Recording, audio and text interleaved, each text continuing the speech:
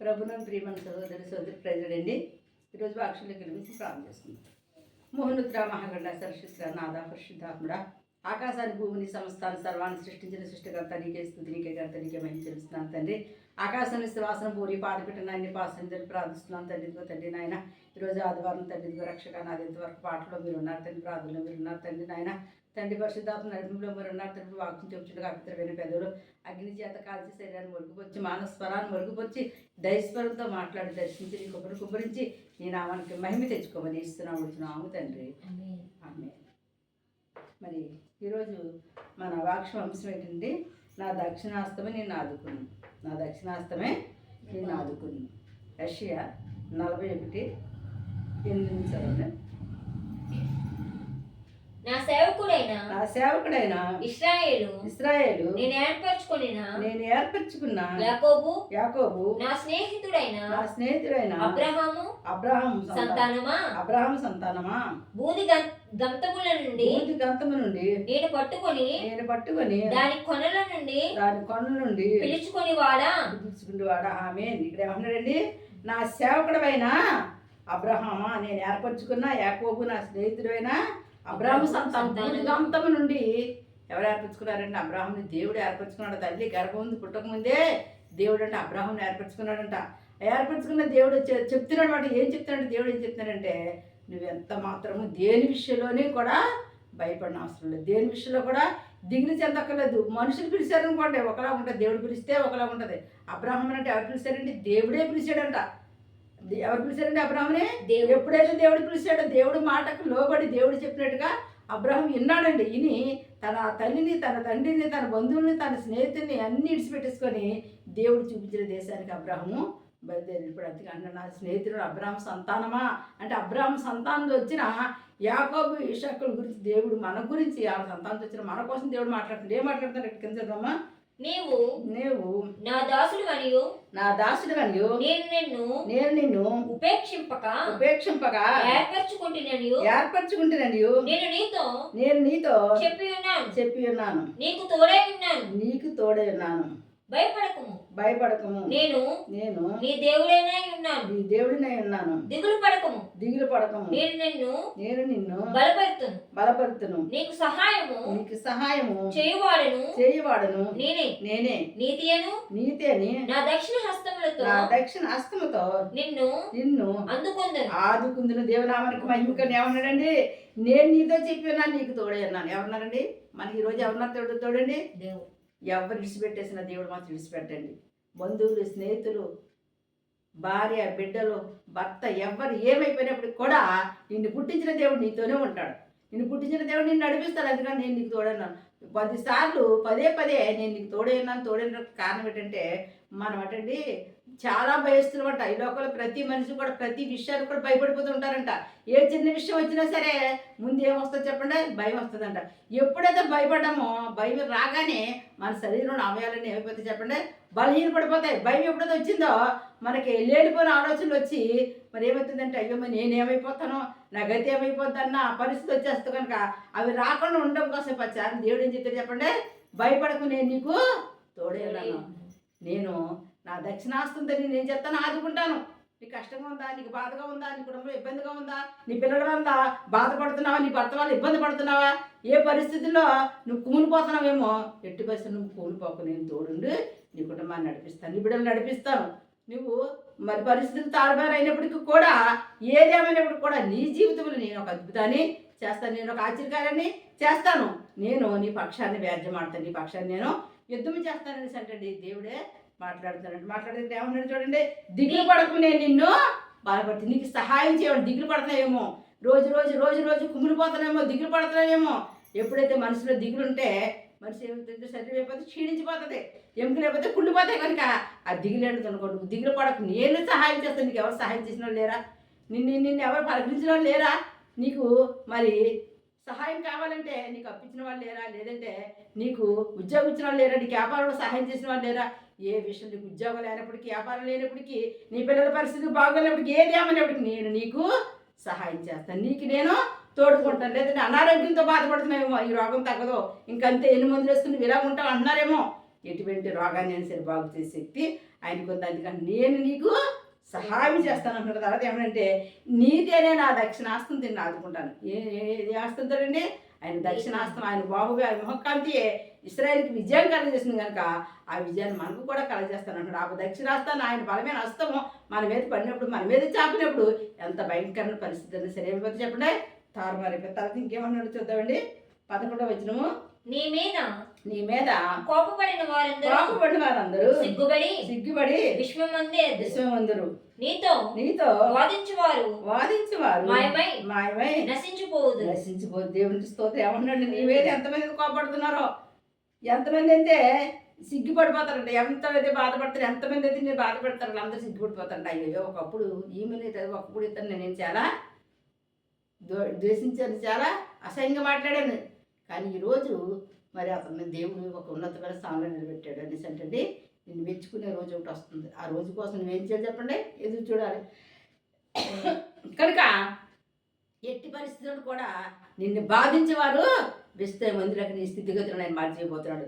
ఆ నీ స్థితిగతులను ఆయన తీర్చిదిద్దబోతున్నాడు. నీకు ఖ్యాతి రేపుతున్నాడు, నీకు ఘనత రేపోతున్నాడు, నీ కుటుంబంలో ఒక అద్భుతకార్యం చేయబోతున్నాడు, నీ బిడ్డలో ఒక ఆశ్చర్యకార్యం జరిగిస్తున్నాడు. ఎందుకు చేస్తాడంటే ఇవన్నీ ఆయన నీకు వాగ్దానం చేశాడు, ఆయన నీకు మాట ఇచ్చాడు. నిన్ను పుట్టించిన తండ్రి నీకు సహాయం చేయడానికి సిద్ధంగా ఉన్నాడు కనుక నువ్వు ఎంత మాత్రమో దిగులు పడక్కర్లేదు, భయపడక్కర్లేదు. తర్వాత ఏమన్నాడండి?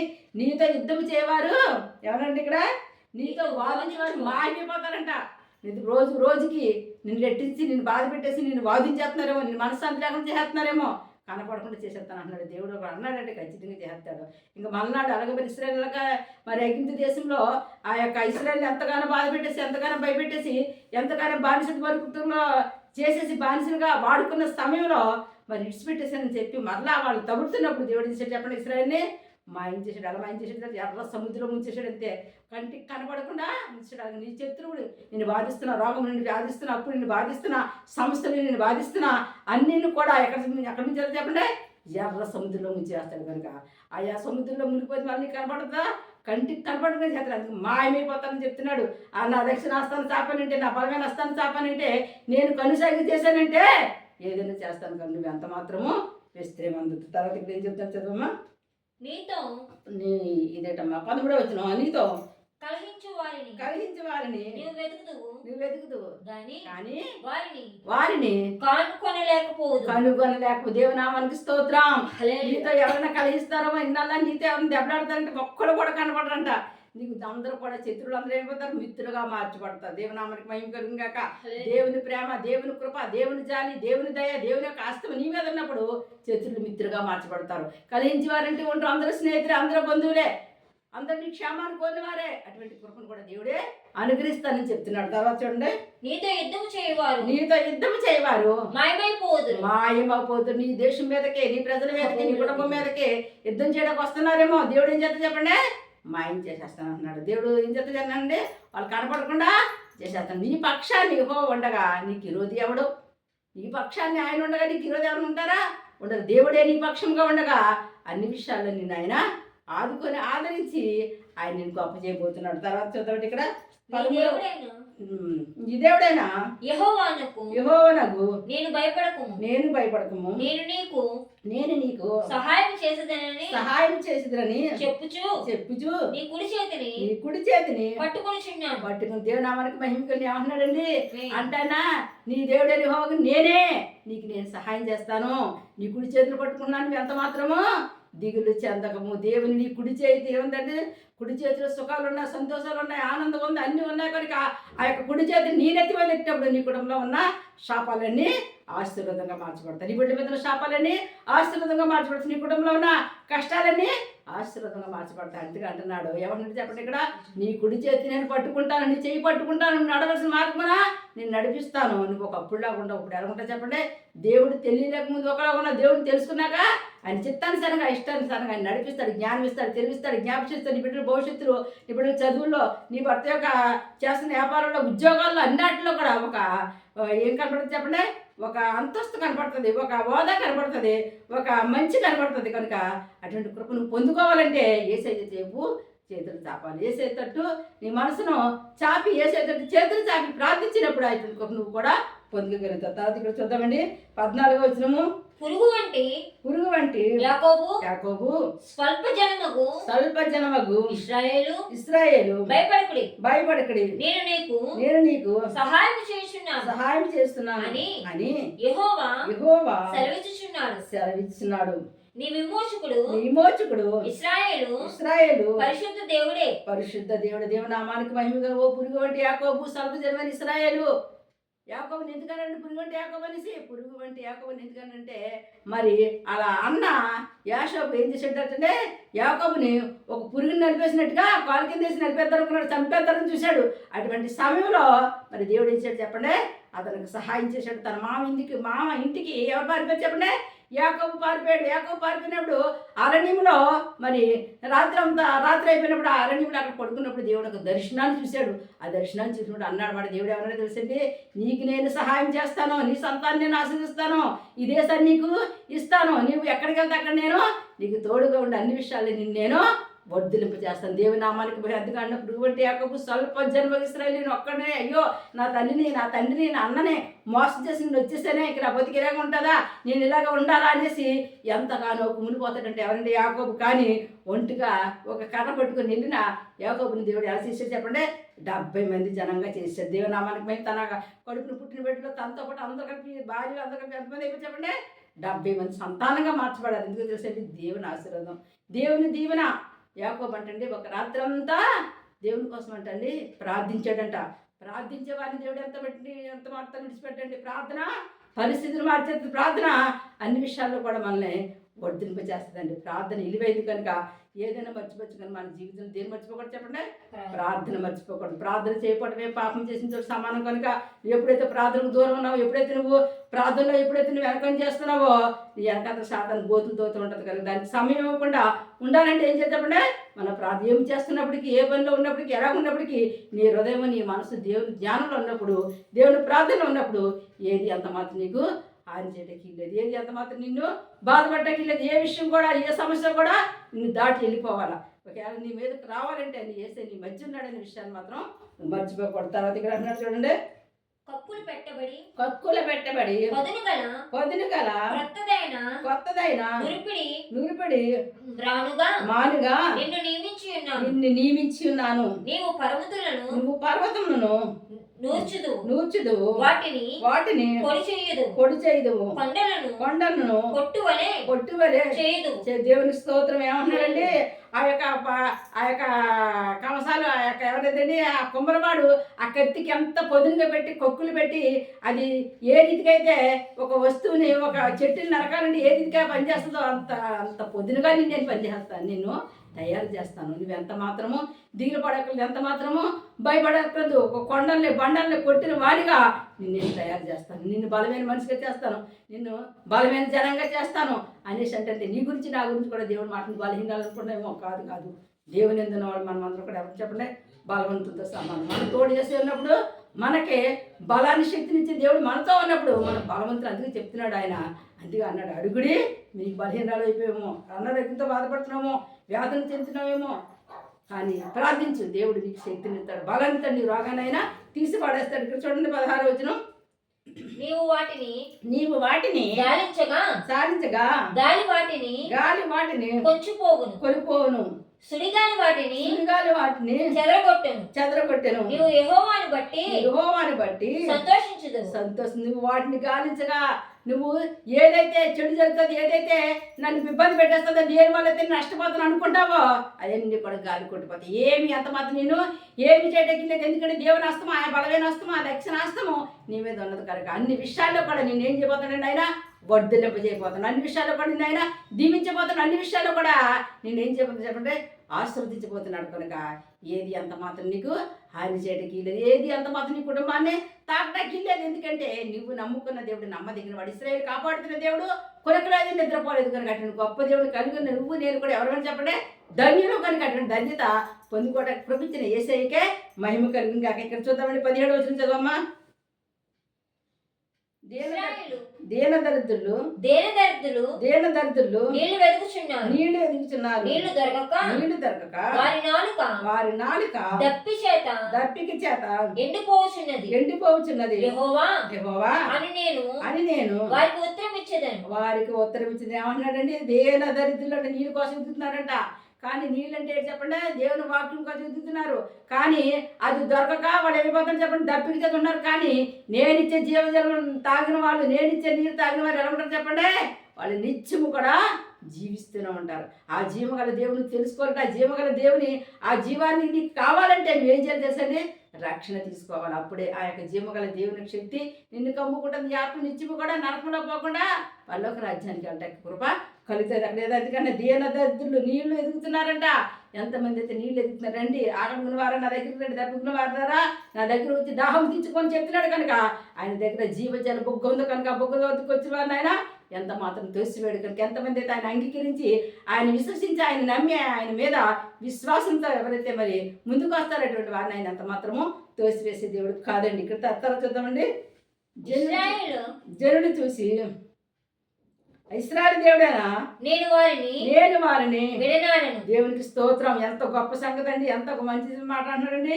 ఇశ్రాయేలు దేవుడే నేను వారిని విడనాడను. ఇశ్రాయేలు దేవుడు ఎందుకన్నాడంటే మోసగాడని యాకోబుని ఇశ్రాయేలుగా మార్చాడు కదండి.